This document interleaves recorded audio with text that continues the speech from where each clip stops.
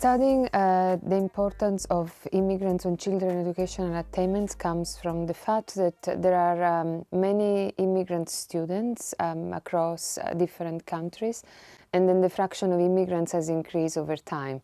So if we take the case of the US, for instance, in many school districts, the fraction of immigrants can be as high as 50%, like in Miami-Dade in Florida. So if this has generated a lot of debate in policy, mostly because there is a lot of discussions on whether the presence of immigrants has an additional cost for school resources, public government, and also the educational outcomes of the receiving students' population. I think the discussion has been on two different fronts. On the one hand, again, one possibility is that immigrants face difficulty in assimilation, and this can require additional resources that are taken away from the receiving student populations. But at the same time, research has shown that immigrants from different countries, they come with different cultural attitudes or beliefs. For instance, there is interesting research in the US about Asian American students, and it has been shown that those students place a lot of emphasis on the importance of effort as a driver of success in life, and this is correlated with their performance in school. And I've done also some work in which we look at the level of patience in immigrants, the ability of sacrificing the present for the future, and we did find that children coming from countries where long-term orientations or this ability to sacrifice the present for the future is important, they tend to do better in school.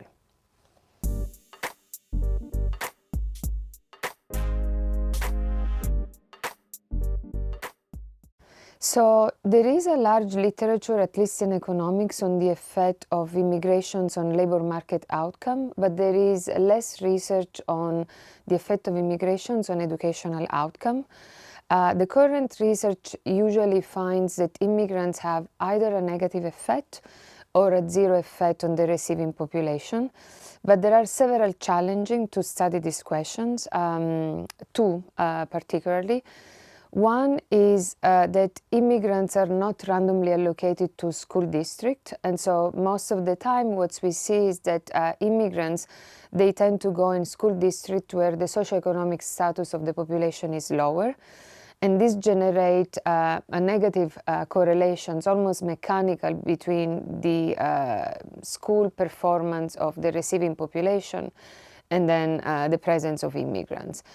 At the same time, especially for the US, there is a phenomenon called native flight, which essentially means that US-born students, when immigrants arrive, they tend to leave the school district. And what the literature has addressed is the non-random selections of immigrants in different school districts.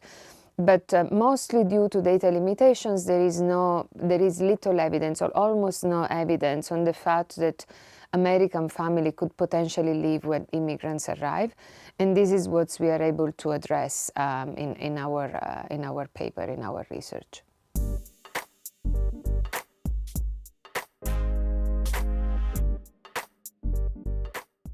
So the main finding is we do find that the presence of immigrants is positively associated with school performance, and we are able to answer these questions using a unique data set. So we have data on the public school in Florida from 2002 to 2011, and crucial for our study, we are able to link all the administrative record to birth certificate. So to try to explain simply, so we compare siblings who belong to the same family, and then there are in different grades, and then they see different share of immigrants. And so we do find that the larger is the presence of immigrants, then the better students around them do. When we look at differences across different groups, we find that the results are mostly driven from students from low socioeconomic status. So immigrants seems to benefit mostly black students or students with, who are less affluent, which in our work is measured as eligibility to free lunch. We of course try to interpret the result, and what we find is that the results are not driven from difference in school resources or, for example, segregations in different classrooms or teacher experience. And the result seems to be driven by two different aspects. One is there is a sorting and a relative standing, meaning that affluent US-born students tend to see immigrants with higher school performance than less affluent students, but in relative terms, the less affluent students see immigrants who do better than them. So partially is a story of relative standing. The other aspect in our research is that we can look at immigrants coming from different countries. And so we find evidence that is consistent with our other work, which is if US-born students are exposed to immigrants who are more patient than them, so they are more hardworking or they sacrifice the present for the future, then their educational performance improves. And then immigrants who are less patient typically do not have any negative effect.